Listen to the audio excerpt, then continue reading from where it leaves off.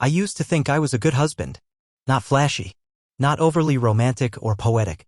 Just steady. I built things, homes, offices, libraries, structures that could stand the test of time.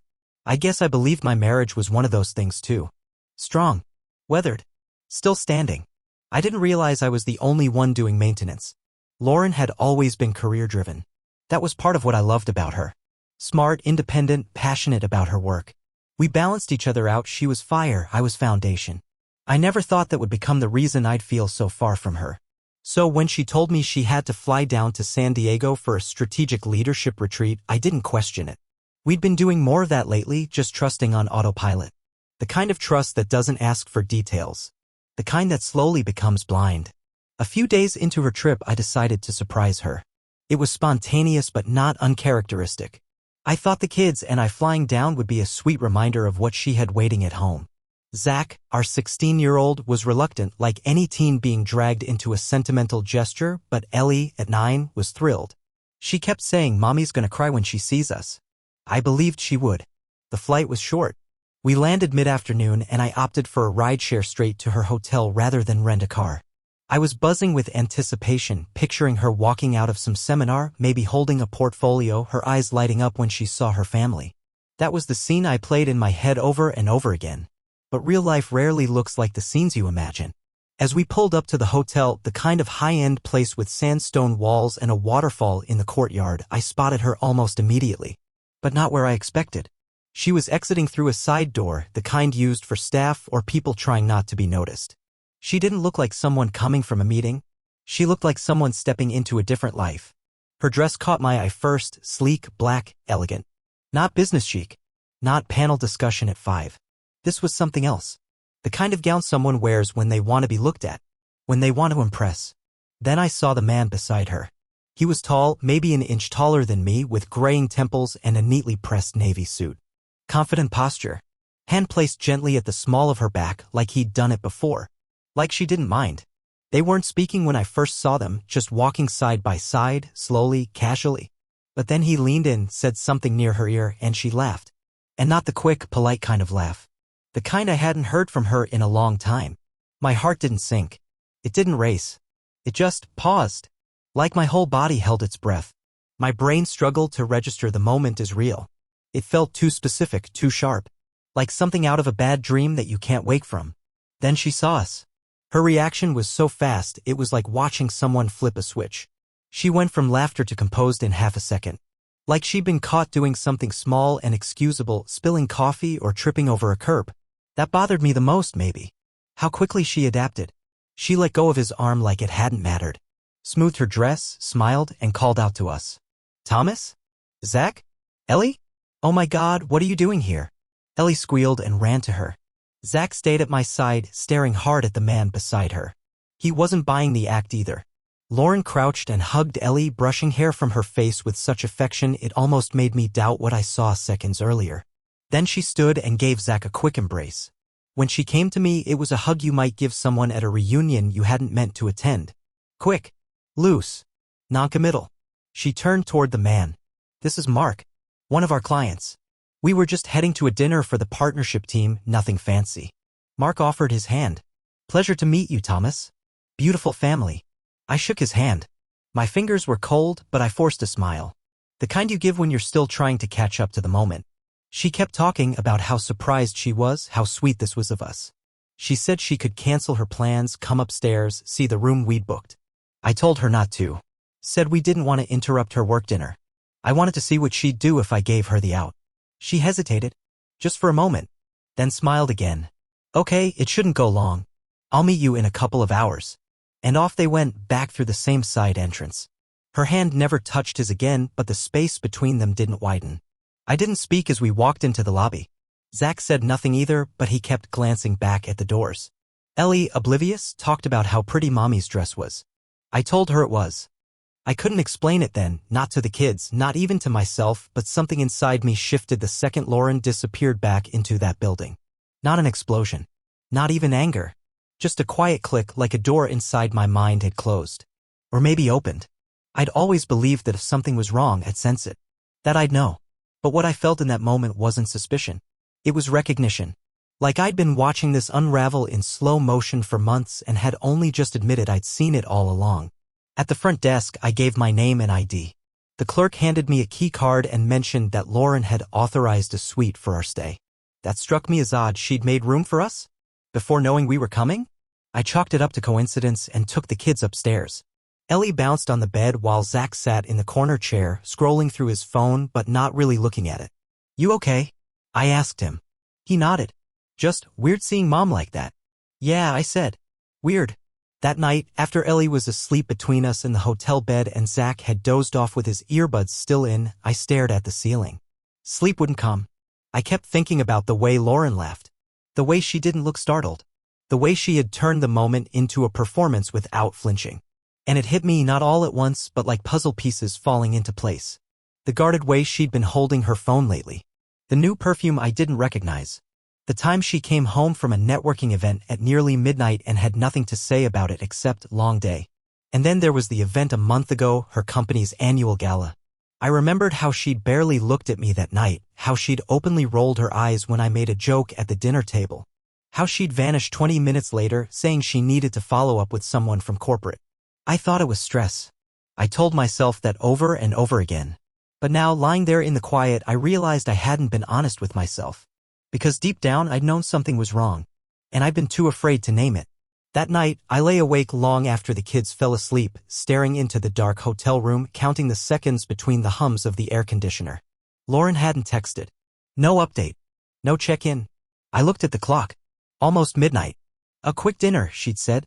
I could feel Ellie's small foot resting against my side as she shifted in her sleep. I watched her chest rise and fall, soft and rhythmic, completely unaware that anything was wrong. Zach was curled up in the extra bed across the room, one arm hanging over the side, earbuds still in. I didn't want to disturb them, not with what was bubbling in my head, so I slipped out of bed quietly and stepped into the bathroom, shutting the door softly behind me. I stood in front of the mirror, hands braced on the sink, just staring at myself. The man who stared back looked tired. Older than I remembered. Not just in his face, something in his posture. Like something had finally worn out. I kept replaying the moment from earlier, the dress, the man, the laugh. And then, like a dam cracking, everything else started to flood in. Small, seemingly forgettable moments that now felt like breadcrumbs. Lauren had been emotionally distant for months. It started gradually. Fewer "I love you" texts. Shorter conversations. Her phone, once left carelessly on the kitchen counter, was suddenly always face down. She used to let Ellie play games on it. Now she didn't let anyone touch it. A few weeks ago, I'd asked if she wanted to go out for dinner, just the two of us. She gave me a tired look and said she had too much work to do. Then she left an hour later, dressed up and claiming it was a last-minute meeting with a client. I didn't ask questions. I convinced myself she was just under pressure. That she'd snap out of it. That we'd reconnect once the kids got older or once work slowed down.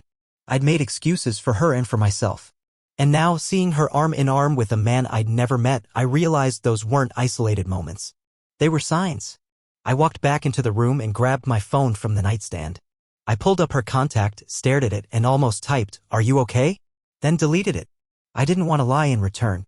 I didn't want to give her a chance to spin something. I wanted to know the truth, not hear another version of it filtered through her convenience.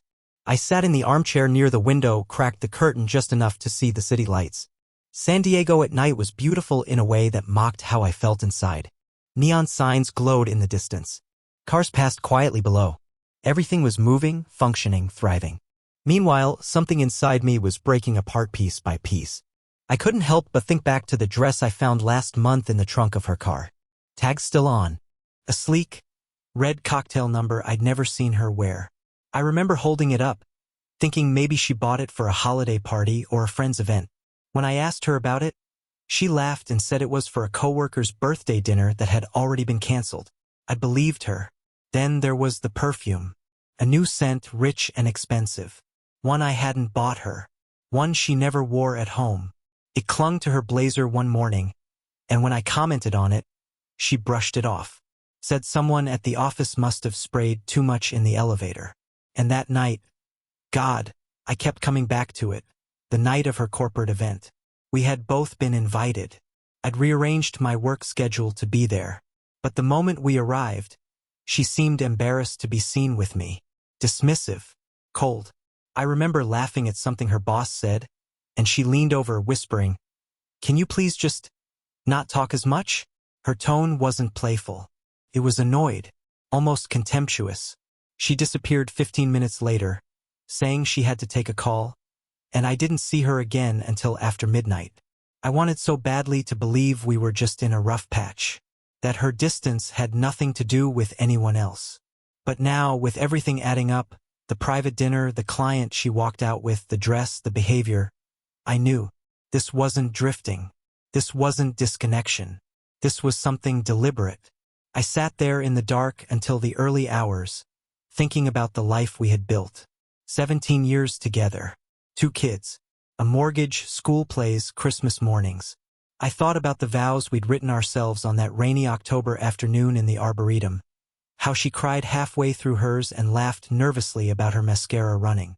I thought about the little things, the way she used to leave post-it notes in my lunchbox, how she always kept her feet tucked under me on the couch even if we were mad at each other. All of that had faded slowly over time. But now I wondered if she'd just stopped trying, or if she'd started trying somewhere else. The truth didn't punch me in the gut. It didn't knock the wind out of me.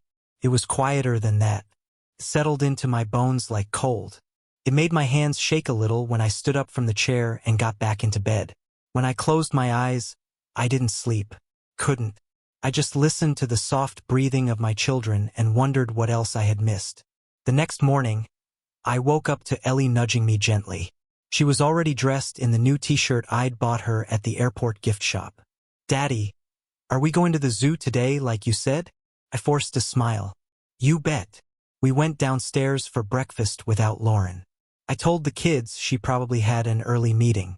I kept checking my phone, but there was nothing. Not a text. Not a missed call. Not even a good morning. She wasn't even pretending anymore. I looked at Zach as he picked at his scrambled eggs. He wasn't eating much, just stirring his food. "You okay?" I asked him. He nodded. "Just tired." But I knew that look.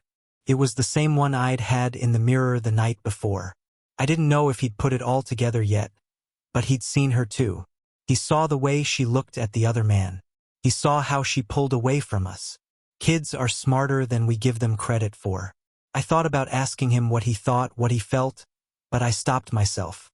I wasn't ready to bring him into it. Not yet.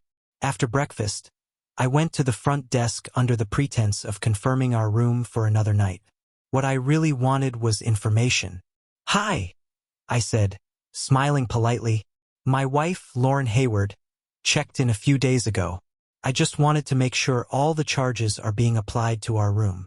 The woman behind the counter nodded and pulled up the account. "Yes, she's listed under the same reservation. Let's see.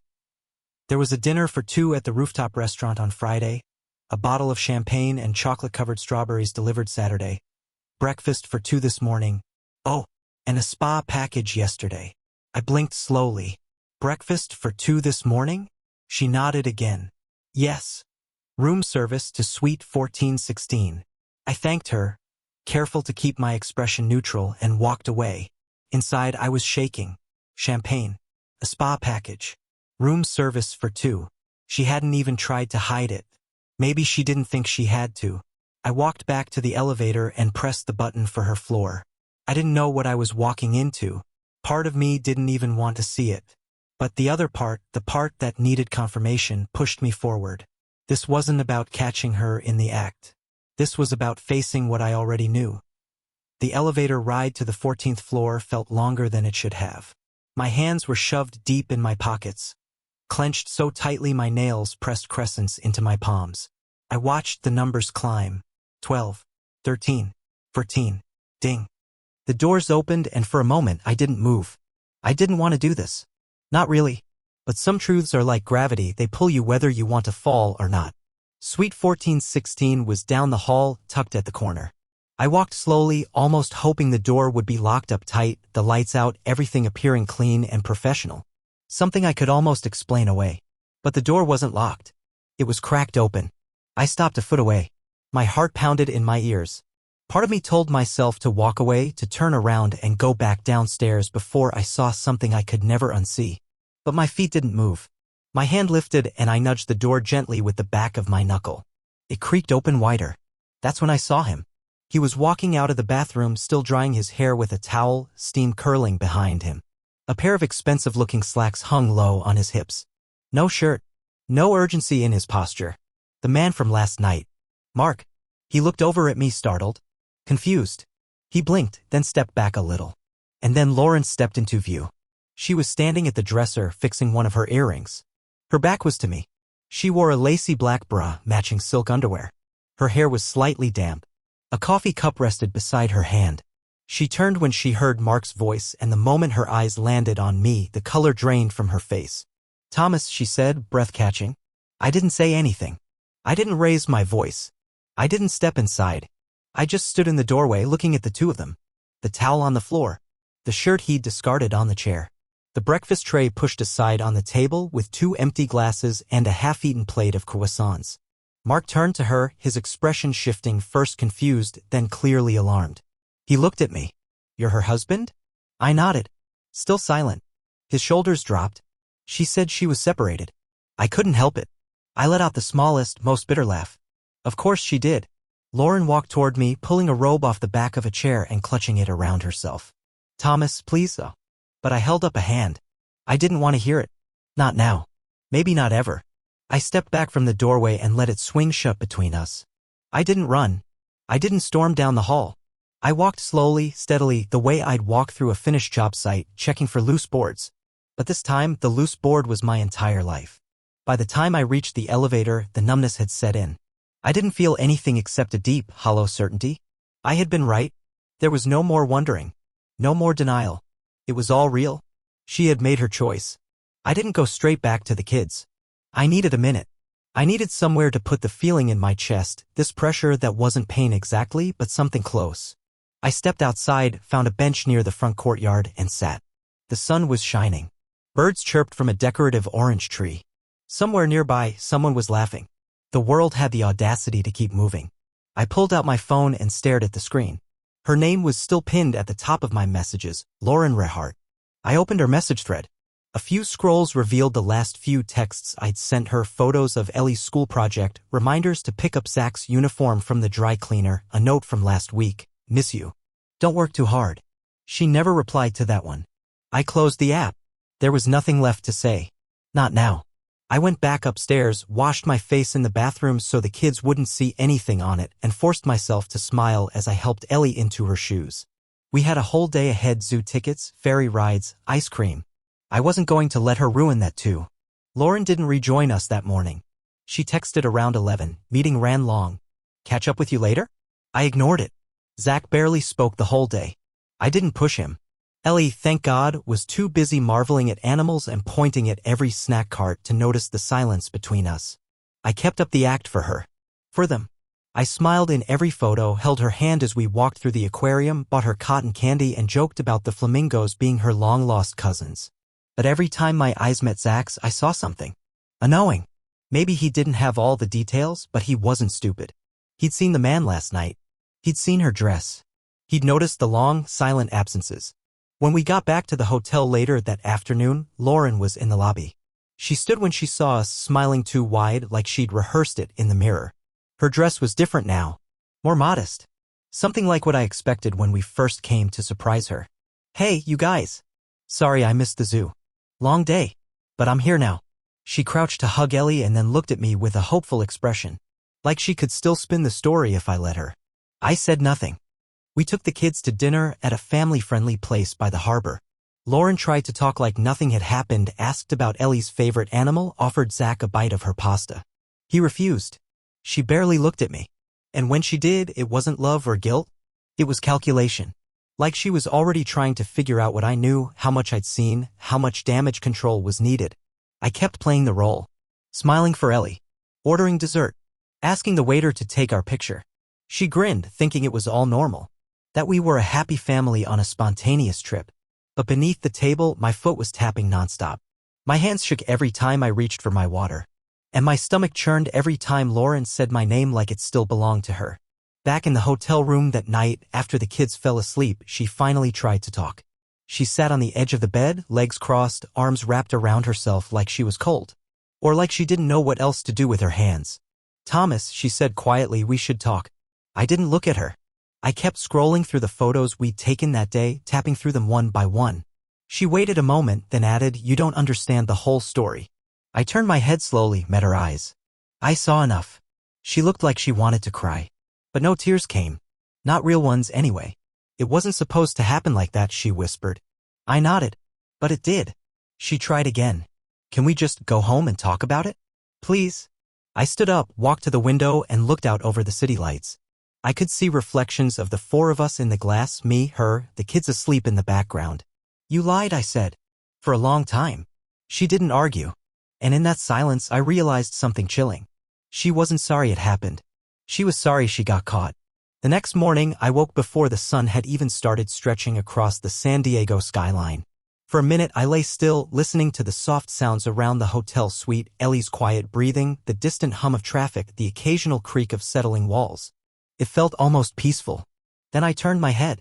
Lauren was curled up on the far edge of the bed, facing away from me as far as she could possibly be without falling off.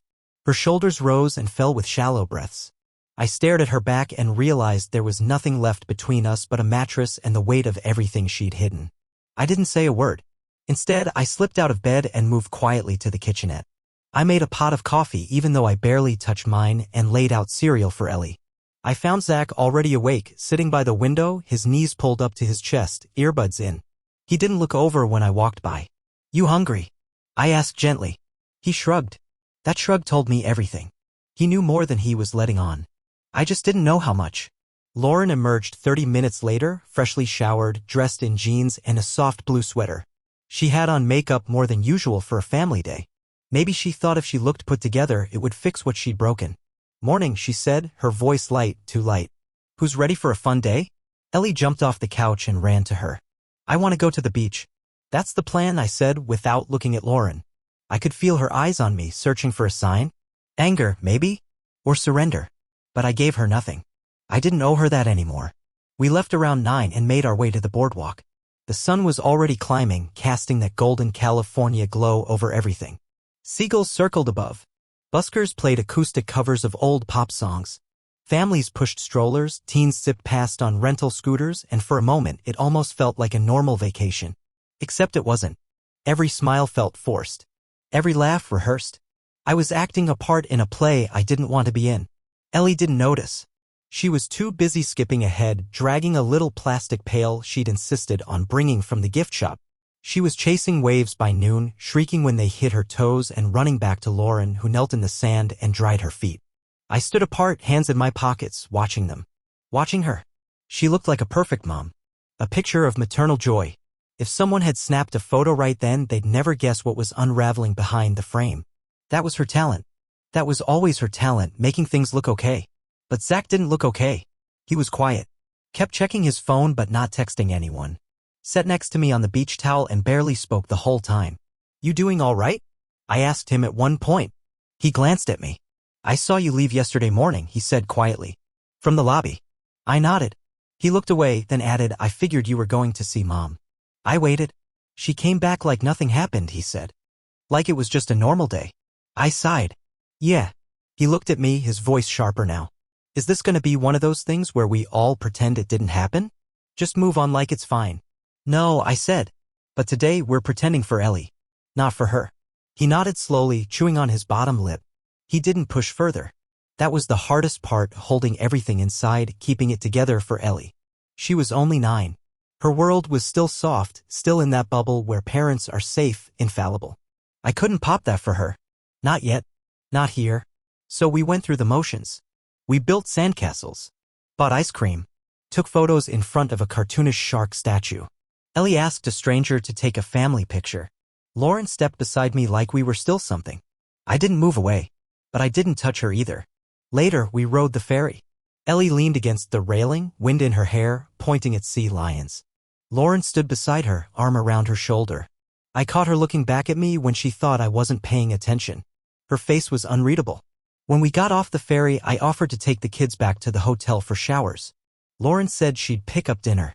I didn't respond. I just nodded and kept walking. Back in the suite, Ellie kicked off her sandals and flopped on the bed, exhausted and happy.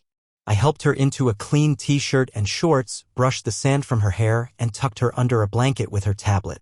Zach emerged from the bathroom a little while later, his hair damp, expression heavy. "You okay watching her for a few?" I asked. He nodded. I stepped out into the hallway, needing air, needing space from the too small suite and the too big silence.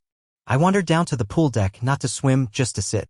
The sun was beginning to set, casting orange light over the water. I watched the ripples and thought about every conversation Lauren and I hadn't had. Every red flag I'd ignored. A couple walked past me, holding hands, laughing. She leaned into him. He kissed her forehead. I had to look away. I went back up when it got dark. Lauren was already in the suite, laying out takeout containers of Chinese food from the place down the street. She smiled when I walked in. A soft, hopeful smile. Like it meant something. "Got your favorite," she said. I said nothing. Ellie clapped her hands when she saw the dumplings. "Thank you, Mommy." Lauren kissed the top of her head and looked over at me. "Hope you're hungry." I wasn't. We ate in relative silence. Ellie kept the conversation alive, chattering about the sandcastle we'd built, asking when we could come back again. Lauren matched her energy, smiling, laughing in just the right spots. Playing her part. Zach barely touched his food. Neither did I. That night, after Ellie had fallen asleep with soy sauce on her chin and a fortune cookie still clenched in one hand, I stood by the window again. Lauren approached quietly. She stayed a few feet away, arms crossed. "She doesn't know," she said softly. "She doesn't," I replied. "I didn't want to hurt them," she whispered. "But you did." She swallowed hard. "I didn't mean for this to happen." "You didn't mean to get caught," I said. "That's different." She didn't respond. I kept looking out at the city, not at her. "You're really good at pretending," I added. "I used to think that was strength." "Thomas?" "Don't," I said, finally turning toward her. "Don't give me the speech tonight. Not after I spent the whole day helping our daughter believe we're still a family." Her eyes filled with tears, but I didn't care. I walked past her, into the bedroom, and shut the door. We weren't a family anymore. Not the way she remembered it. We were just a memory in the process of breaking. We flew back to Seattle 2 days later. The return flight felt longer than the outbound one, probably because nobody talked. Ellie fell asleep against Lauren's arm somewhere over Oregon. Zach wore his hoodie up, eyes glued to his phone screen the entire time, barely blinking. I stared out the window, watching clouds drift like thoughts I couldn't quite hold onto. The moment we stepped through the front door of our house, the illusion started to fall apart. The place didn't feel like home anymore. Same furniture, same smells, same fridge magnets on the door, but the energy was wrong. Heavier. Lauren walked into the kitchen and said, "I'll start dinner," like we hadn't just come back from a trip that exposed the deepest fracture in our marriage. I just nodded and headed to the bedroom, shutting the door behind me under the pretense of unpacking. I didn't unpack. I sat on the edge of the bed and stared at the closet. Her shoes lined up perfectly at the bottom, her coats hanging neatly beside mine. It all looked so coordinated, so composed. Just like her. I realized I couldn't remember the last time I had touched her without feeling like I was reaching across a canyon. That night, we ate spaghetti at the dinner table like nothing had changed. Ellie told us about the art project she was working on at school, some papier-mâché volcano. Lauren asked if she needed help. I watched them from across the table and nodded when prompted, but I barely heard the words. After Ellie went to bed, Zach disappeared into his room with a blunt night. I stayed at the table, sipping a glass of water that might as well have been sand in my mouth. Lauren cleared dishes, humming softly under her breath like she needed to fill the silence with anything other than truth. "You working tomorrow?" she asked without looking at me. "Yeah," I said. She nodded, turned off the kitchen light, and walked past me like we were just tired parents calling it a night. That was the routine for the next 2 weeks. She woke up early, made coffee, packed Ellie's lunch, scheduled carpool. I answered work emails, took calls from clients, walked the dog. We spoke only when necessary. Polite, distant, controlled. There were no fights. No dramatic outbursts. Just a slow, silent slide into detachment. She slept in the guest room, though we never talked about it. She started spending more time out of the house, more late meetings, more project briefings. I stopped asking. I already knew. What I didn't know, what I couldn't shake, was how long.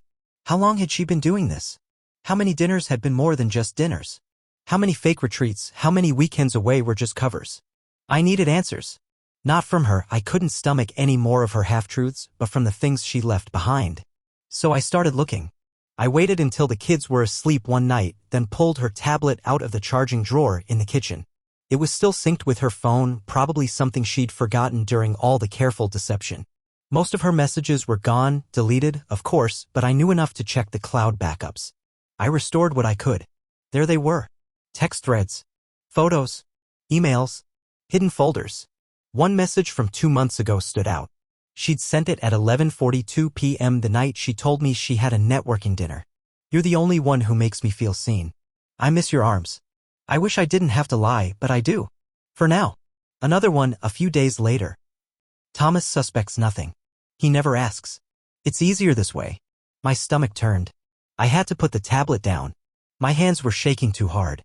I felt like a stranger in my own house, surrounded by echoes of a woman I thought I knew.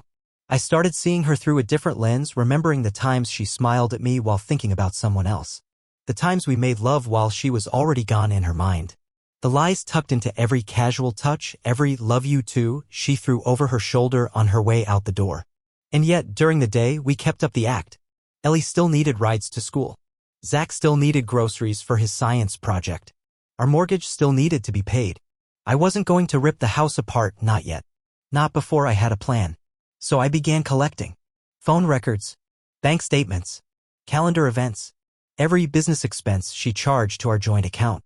Dinners, flights, hotel stays. One reservation in Portland stood out 2 nights, same hotel where her quarterly offsite supposedly happened. The confirmation email was still in the deleted folder. 2 adults. King Suite? I forwarded it all to myself. Next, I contacted a divorce attorney. A quiet office downtown recommended by a friend who'd gone through his own private hell last year. The attorney, Gwen, was calm, methodical, no nonsense. She listened without interruption, took notes, and when I was done, she said, "You've got enough to file and enough to protect yourself financially." We started the paperwork. Every evening, while Lauren reheated leftovers and helped Ellie with math homework, I drafted a different future. One where I no longer had to pretend. One where the woman across the dinner table was just someone I used to know. She didn't notice. Or maybe she did and just didn't care. Sometimes she tried to be friendly. Asked if I wanted to join her for a movie after the kids went to bed. I always said no. Once, she left a mug of tea on my desk while I was working. I didn't touch it. She was trying to rewrite the narrative. To turn the betrayal into a bump in the road, something reparable. But I wasn't interested in revisionist history. I wasn't looking to negotiate terms of forgiveness. I was watching her unravel in real time. The more I pulled away, the more she clung to the structure of our family like it was a house she didn't want to admit she'd already set on fire. Then, one night, as I was shutting off the kitchen lights, I caught her just standing in the hallway. Looking at our wedding photo? It had hung there for years. I hadn't really noticed it lately, but there she was, staring at it like it was someone else's life. She didn't know I was watching. She whispered almost too softly to hear, "What did I do?" But I didn't answer. Because the truth is, she knew exactly what she did.